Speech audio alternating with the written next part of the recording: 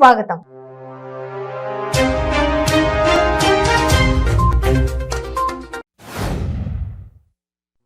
గంగా విలాస్ నౌక బీహార్లోని చాప్రా వద్ద ప్రతికూల పరిస్థితిలో నిలిచిపోయింది.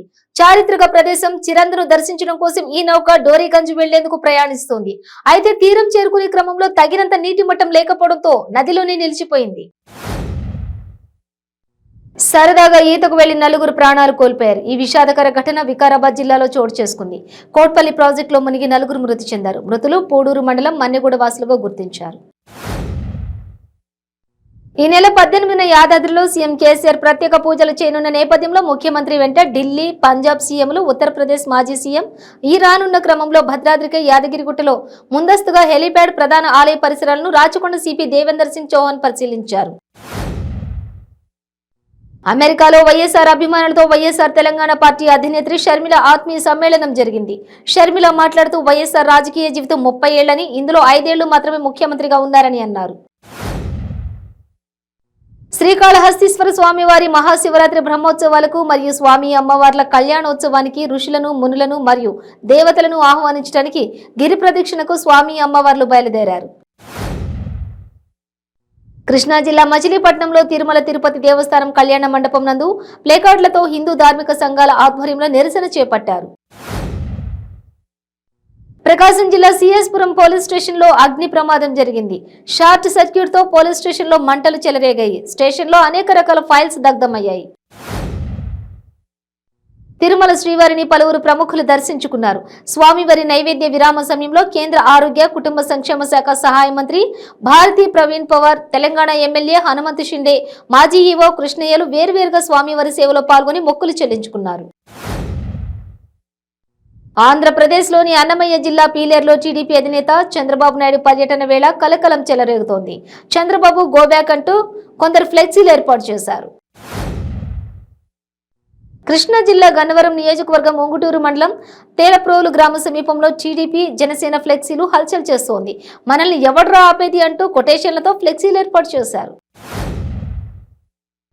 మెడికల్ మాఫియాకు కాసులు కురిపిస్తుందని పూర్తి ఏజెన్సీ ప్రాంతం కావడంతో గిరిజనులు అమాయకత్వాన్ని ఆసరా చేసుకుని సంపాదనే ధ్యేయంగా ఆసుపత్రులు పనిచేస్తున్నాయని భారత communist party Maoist Bhadradri Kothagudem Alluri Sitaramaraju division committee BKASR కార్యదర్శి ఆజాద్ పేరిట చెర్ల విలేకరులకు ఒక లేఖను విడుదల చేశారు. ప్రభుత్వ రంగ సంస్థలైన సిబిఐ, ఈడీలను కేంద్రంలోని బీజేపీ ప్రభుత్వం నిర్వీర్యం చేస్తోందని మంత్రి గుంటకండ్ల జగదీష్ రెడ్డి ఆరోపించారు. యాదాద్రి భువనగిరి జిల్లా పరిధిలోని యాదాద్రి శ్రీ లక్ష్మీ నరసింహస్వామి దేవాలయానికి 3 ముఖ్యమంత్రులు రానున్న నేపథ్యంలో వైటీడీ అధికారులు, పోలీసులు కట్టుదిట్టమైన భద్రతా ఏర్పాట్లు చేస్తున్నారు. సంక్రాంతి పండుగ పురస్కరించుకుని అల్లూరి సీతారామరాజు జిల్లా ఎటపాక మండలం గుండాల పంచాయతీలో కోడి పందాలు యథేచ్ఛగా సాగాయి. లక్షలాది రూపాయల చేతులు మారాయి. నాగర్ కర్నూలు జిల్లా కేంద్రంలోని గన్యాగుల గ్రామంలో కబడ్డీ ఆడుతూ ఓ యువకుడు ప్రాణాలు వదిలాడు. వివరాల్లోకి వెళితే జిల్లా కేంద్రంలోని గన్యాగుల గ్రామంలో సంక్రాంతి పండుగను పురస్కరించుకుని కబడ్డీ పోటీలు నిర్వహించారు.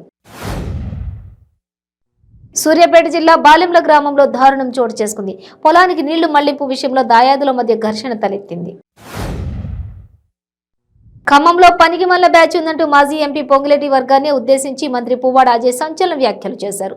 వచ్చే ఎన్నికల్లో తాను కూకట్పల్లి నుంచి పోటీ చేయడం లేదని, ఖమ్మంలోనే ఉంటానని స్పష్టం చేశారు.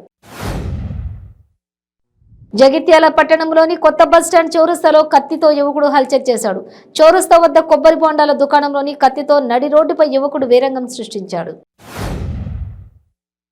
కోరుట్ల పట్టణంలో దివంగత మాజీ మంత్రి జువ్వాడి రత్నాకర్రావు హయాంలో తిరుమల తిరుపతి దేవస్థానం వారి నిధులతో నిర్మితమైనటువంటి శ్రీ వెంకటేశ్వర కళ్యాణ మండపం నేటి వరకు ఎందుకు ప్రారంభించలేదని స్థానిక ఎమ్మెల్యేను తెలంగాణ ప్రదేశ్ కాంగ్రెస్ కమిటీ నాయకులు జువ్వాడి కృష్ణారావు సూటిగా ప్రశ్నించారు.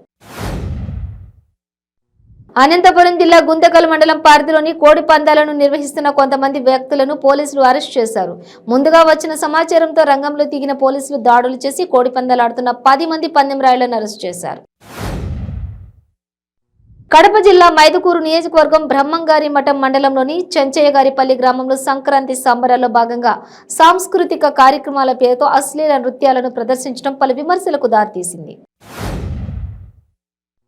తిరుపతి జిల్లా సత్యవేడు నియోజకవర్గంలోని కేవీబీపురం మండలం పోలినాయుడు కండ్రిగా గ్రామంలో వింత దూడ జన్మించింది. గ్రామానికి చెందిన రైతు సుబ్రహ్మణ్యం ఇంట పశువుల పండుగ రోజు 6 కాళ్లు 2 తలల దూడ జన్మించింది.